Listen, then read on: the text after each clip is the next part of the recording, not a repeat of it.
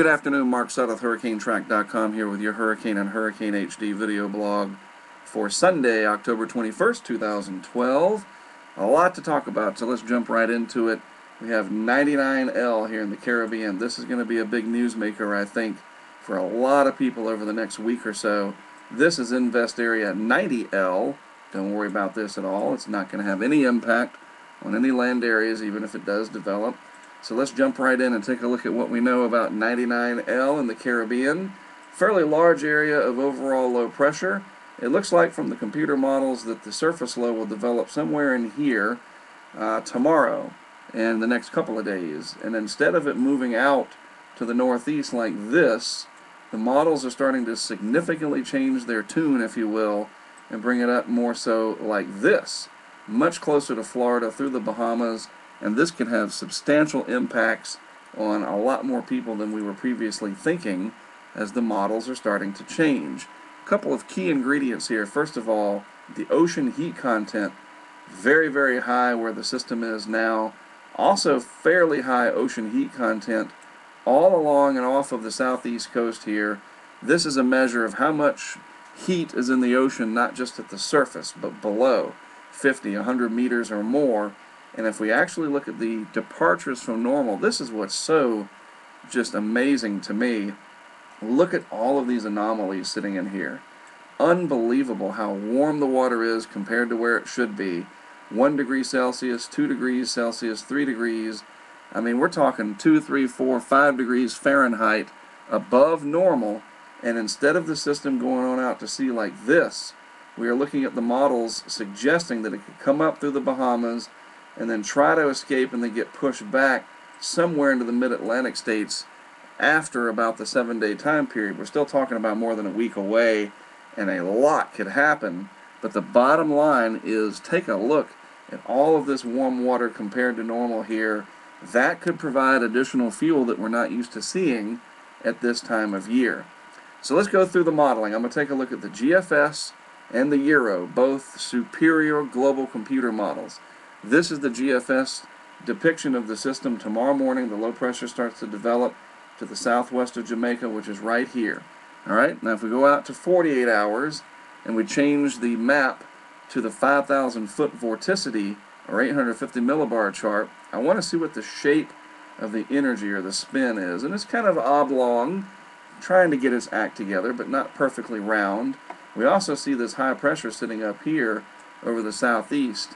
Now let me just tell you, the difference between this high and this low down here puts what we call a gradient, or where the air gets kind of pinched off between and squeezed. You folks in Florida, no matter what happens with a potential direct impact of this system, you're going to have some pretty strong northeast winds coming here along the east coast of Florida, roughing up the seas, creating higher than normal tides from time to time. Certainly the increase in rip currents is going to be there, so keep that in mind as an indirect but serious influence from this developing system. If we go on out and show you what it looks like next Thursday, all right, so here it is sitting over the eastern part of Cuba. Still has kind of a weird shape to the overall energy and vorticity with it, but it does show that it gets more organized, and it's not going this way. It's moving north-northeast, almost north, just east of north, and headed towards the Bahamas. Finally, if we get on out to next Friday, you see that it's in the northwest Bahamas here, the central Bahamas to northwest Bahamas, not that far, certainly off the coast of Florida, as this high pressure area tries to hold strong and block it from making a direct and quick escape out into the Atlantic. Moving on out into time to day 6, starting to show up a little bit better in the vorticity field here, more round in nature. Maybe these are some convective feedback issues. Sort of ignore those. Notice too that there's a small tropical cyclone in the eastern Pacific that's very round in appearance. So that could be a small but intense system in the East Pac that we also have to watch. Well off the coast of Mexico, fortunately. But this large weather system developing at the very least will bring some very strong winds at the surface and aloft to Florida and the southeast as it sits off the coast there in that fairly high ocean heat content water. Finally, at 168 hours, this is 7 days away, next Sunday, we see quite a well-developed center right here, a vorticity maximum in the center of deepening energy and spin, and a very, very large overall system. This is going to have to be really carefully watched, because all that warm water compared to normal and what we see happening with the steering pattern beyond a week, instead of this turning out to sea, it could come up, get trapped, and get pulled back in to the mid-Atlantic states beyond the 7-day time frame. That's too far out to really hang your hat on, but I want to mention it as a possibility.